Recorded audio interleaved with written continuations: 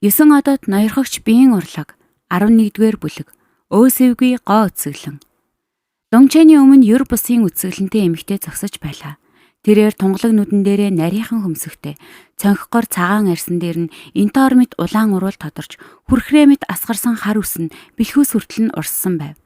Лонгчэнийг орж ирэхэд тэдний харц тулгармагц Лонгчэн хэлгүй болсон мэт хөшөж орхив. Тэрхүү залуу бүсгүй яг л энэ ертөнцийн бус дагин шиг харагдана.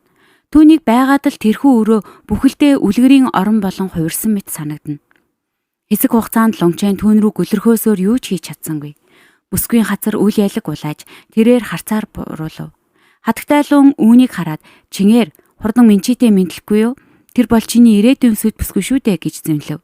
Хатагтайлуун сүд бүсгүй гэж хэлэхдээ царай нь баяр баясгалангаар гэрэлтэж байсан ч Лонгчэн ийм зүйлийн талаар хизээж сонсож байгаагүй тул маш их цочирдов. "Хатагтай Минчи таны мэндийг ирье." Ээжийнхээ ширүүн харцыг хараад Лонгчэн сая нэг ухаан орж түн рүү бүхийж мэдлэв. Минчигийн нүүрэнд үл айлаг улаан туяа татаж тэрээр мөн хариу мэдлэв. Түүний энтоор мэт уруул үл айлаг хөдөлсөн ч ямар нэгэн хариу үг хэлсэнгүй. Энэ бүхнийг хараад хатагтайлуун инээмсэглэж "Минчи, Лонгчэн, та хоёр хоёулаа залуу хүмүүс. Би хоол бэлдэх зуур та хоёр жаахан ярилцаж бай" гэв. Хатагтайлуун хүүрүүгээ зоригжуулсан харц шидчгээд өрөөнөөс гарч тэднийг хоёуланг нь үлдээв. Ийм үцэглэнтэй эмэгтэйтэй нүүр тулсан Лонгчэн амьдралдаа анх удаа юу хийхээ мэдэхгүй гацлаа.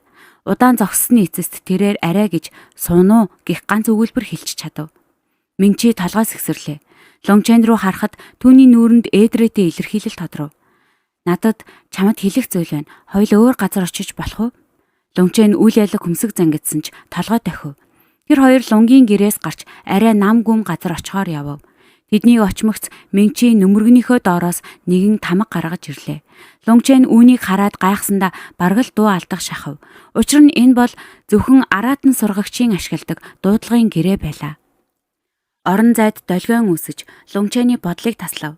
Тэдний өмнө арслангийн толгойтой бүрэгдийн биетэй 10 м гаруй урттай аврах том мангас гарч ирэв. Түүнээс сүр жавхлант аавраа мэдрэгдэнэ.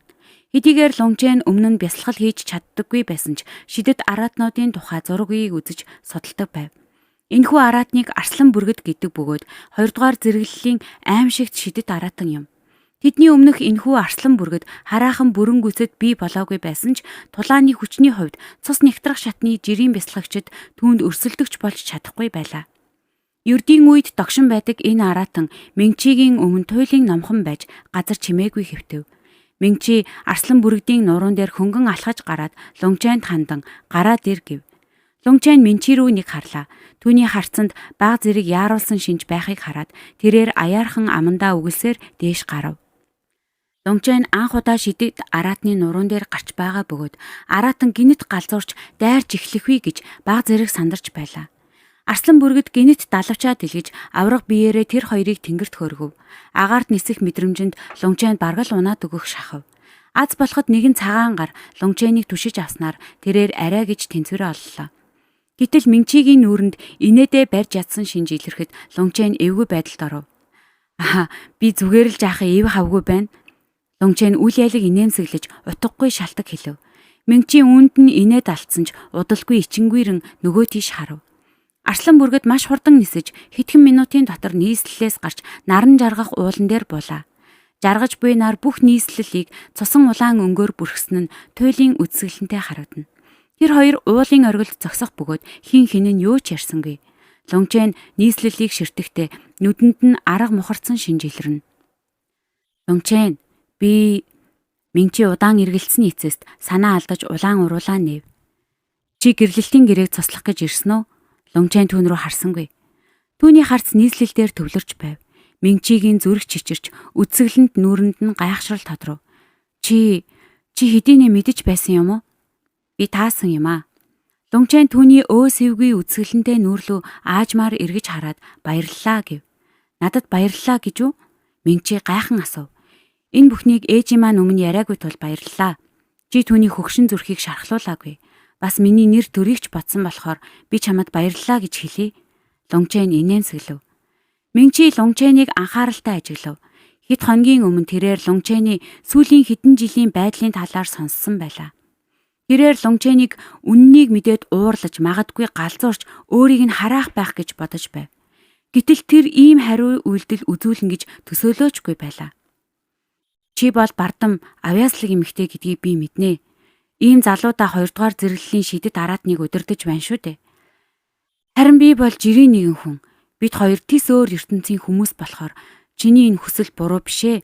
Сэтгэлээ зовоох хэрэггүй. Лунгчэн аяархан инээв. Түүний инээмсэглэл дулаахан бөгөөд тайвшруулан байлаа. Гэтэл Минчи түүний энэ инээмсэглэлийг хараад зүрхэн тайлбарлах аргагүй өвдөв.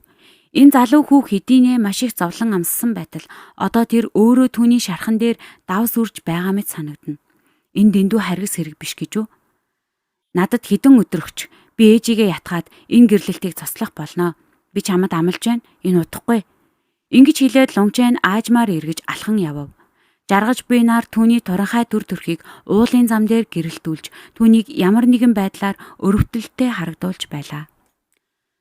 Холдож буй Лунгчэныг хараад Минчигийн нүднээс нулимс тусалж гэрээр уруулаа гараараа дарав. Миний хийсэн зүйл зөв байв уу? Эсвэл буруу байв уу? Минчигийн араас нэгэн залуу бүсгүй аажмаар гарч ирээд түүнийг чимээгүйхэн тайтгаруулж "Эгчээ, бүх зүйл хилэгдсэн болохоор одоо дууссан. Гэхдээ энэ Лунгчэн үнэхээр өрөвдөлтөй харагдаж байна" гэв.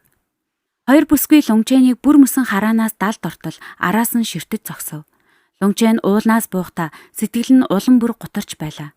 Минчийг анх харсан мөчөөсөө л тэрээр дурлаж түүнд татагдах хүчтэй мэдрэмжийг авсан юм. Минчи шиг эмэгтэй бол Тэнгэрийн дагин л гэсэн үг. Лунгчэн шиг жирийн залуу түүн рүү тэмүүлэхгүй бол харин ч хачин хэрэг болох байлаа. Гэтэл энэ хайраа илчиж амжаагүй байтал дээрээс нь мөстэй ус цацчихлаа. Лунгчэний сүнсний мэдрэмж маш хүчтэй тул бусад хүмүүсийн сэтгэл хөдлөлийг маш сайн мэдэрдэг. Минчи арслан бүрэгдийг дуудаж өөрийн хүчийг үзүүлсэн тэр мөчтөл тэрээр бүх зүйл буруу тишээ эргэснийг мэдэж байв. Би дурлаж амжаагүй байж хайраа алдчихлаа. Лунгчэний дотор маш хэцүү байсан тул тэрээр галзуу мэд хашгирмаар санагдаж байлаа. Тэрээр маш их дарамт шудраг бус явдлыг төвчж ирсэн ч хизээч уйлж байгаагүй. Гэвч энэ удаа түүнд үнэхээр уйлмаар санагдаж байв. Тэр Минчийг сайхан сэтгэлтэй эмэгтэй гэдгийг мэдэрч байлаа. Эс бөгөөс тэрээр ингэж зөөлөн хандах шаардлагагүй. Шууд л гэрлэлтийг цуцалж болох байсан. Тэр гэрлэлтийн гэрээг цуцлахыг хүсээгүйч тэр юу хийж чадах билээ? Тэр тэнгэрт хандан хашгирч уйлж болгоч түүний утга учир нь юу байх билээ? Тийм ээ, магадгүй тэр гуйсан бол гэрлэлт хിവэр үлдэж болох байсан ч тэр үед энэ нь ямар ч үн цэнгүй болох байлаа. Зүгээр л явуулсан нь дээр зүрх нь өвдөж байсан ч тэр төвчгээс өөрөө аргагүй. Түүний гэртээ ирэхэд хэдийн шүн болсон байлаа. Ээж нь шууд л түүнээс асуулт асууж эхлэв. Хоёр биендээ юу гэж хэлсэн бэ? Ямар нэгэн ахиц төвчл гарсан уу? Бие биедээ татагдж байна уу? Лунгчэн асуултуудад арай гэж хариулж өнгөрөөгөөд эцэст нь "Ээжээ, Минчи бид хоёр яаж яваад ийм гэрээнд орчихсон юм бэ? Яагаад надад хэлээгүй юм?" гэж асуув. Үүнийг сонсоод хатагтай Лунгийн нүдэнд шанал тодорсон ч тэр даруй нууж чадав. Тэр Лунгчэнд тэдний хоёр гэр бүл анхандаа маш дотн байсан тухай хэлв. Тэдний эцгүүд амьдрал үхлийг хамт туулсан анд нөхөд байсан бөгөөд хүүхдүүд нь хэрв хоёулаа эрэгтэй байвал ах トゥ, хоёулаа эмэгтэй байвал эгч дүүс. Харин нэг эрэгтэй нэг эмэгтэй байвал эхнэр нөхөр болгохоор шийдсэн байжээ. Лунгчэн санаа алдав. Танаа үеийнхэн аз жаргалтай санаа зовох зүйлгүй байсан байж болох ч бидний үед энэ нь зөвхөн гашуудлал авчирч байна. Ээжээ, Минчи бид хоёр бие биедээ тохирохгүй юм шиг санагдаж байна. Лунгчэн удаан бодсны эцэст үнэнтэй нүүр тулахар шийдэв. Юу? Хатагтай Лун хүүрүүгээ итгэж ядсан харцаар харав. Ээжээ, бити сэтгэлээр унаарай. Миний хэлэх гэсэн зүйл бол Минчи бид хоёр зүгээр л тохирохгүй. Эцсийн эцэст Лунгчэн үргэлжлүүлж чадсангүй. Үгүй, энэ бол солиотой яриа. Минчи тийм үзэсгэлэнтэй эмэгтэй байхад яхаараа чамд тохирохгүй байдаг юм? Хатагтай Лун маш их ууралсандаа бүр харааж эхлэв. Ээжээ, миний яриаг сонс. Хайр гэдэг хоёр тал хоёулаа хүсч байж бүтдэг зүйл. Та биднээс асуулгүйгээр энэ бүхнийг шийдсэн нь дэндүү дур мэдсэн хэрэг байна. Чи намайг уурлуулах гээд байна уу? Хатагтай Лун хүүгийнхээ үгийг ойлгохыг ч хүссэнгүй. Ууралсандаа нулимсан цооров. Лунгчэн маш их эвгүй байдалд орсон ч үннийг хэлж чадсангүй.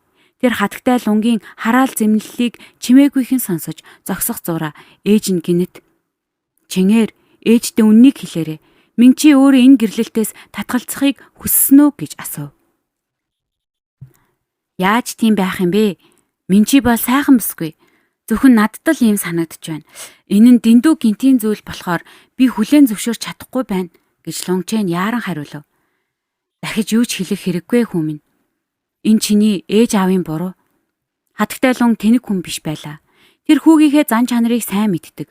Ганцхан хорон бодоод л нөхцөл байдал хүүгийнх нь хэлсэн шиг тийм энгийн биш гэдгийг мэдэж байв. Тэр Лонгченыг яаран тэрч гашуунаар уйлав. Ээжээ, таны бодож байгаа шиг тийм ч муу зүйл бишээ. Би зүгээр л одоохондоо бид хоёр тохирохгүй байна гэж бодож байна. Энэ нь ирээдүйд бид сайн байж чадахгүй гэсэн үг биш шүү дээ гэж Лонгчен инээмсэглэн хэлв. Энэ бол миний төлөвлөгөөний нэг хэсэг юм. Эхлээд энэ гэрлэлтийг цуцалж, дараа нь хүүтэн өөрийнхөө чадвараар түүний араас гүйж байгаад эхнэрээ олгож авчирнэ. Энэ нь хамгийн шилдэг нь биш гэж үү? Тэр чинь яаж амархан байх юм бэ? Минчи бол үзэсгэлэнтэй дагна. Түүний араас хичнээн хүн гүйж байгааг хэн мэдлээ? Энэ гэрээ байхгүй бол чамд хизээ боломж олдох юм бэ? Тэр санаа алдаад. Гэхдээ чиний зөвөө, ийм зүйлийг хүчээр хийж болохгүй. Энэ бол чиний гэрлэлт. Чи хэдийнэ насанд хүрсэн учраас өөрөө шийддээ гэв. Баярлалаа ээжээ. Лонгчен сая нэг амс хийв. Хатагтай Лун орныхоо доороос нэгэн хуучин модон хайрцаг гаргаж ирээд дотроос нь нэмгэн цаас авч Лонгченд өгөв. Энэ бол чиний гэрлэлтийн гэрээ. Хэрэв чи цуцлахыг хүсэж байгаа бол үүнийг зүгээр л ураад хай. Тэрхүү нэмгэн цаасыг авахд Лонгчений зүрх өвдөж байлаа. Тэнгэрийн дагин шиг үсгэлэнтэй бүсгүй ийм байдлаар алдагдах гэж байгаа нь үнэхээр харамсалтай хэрэг байв.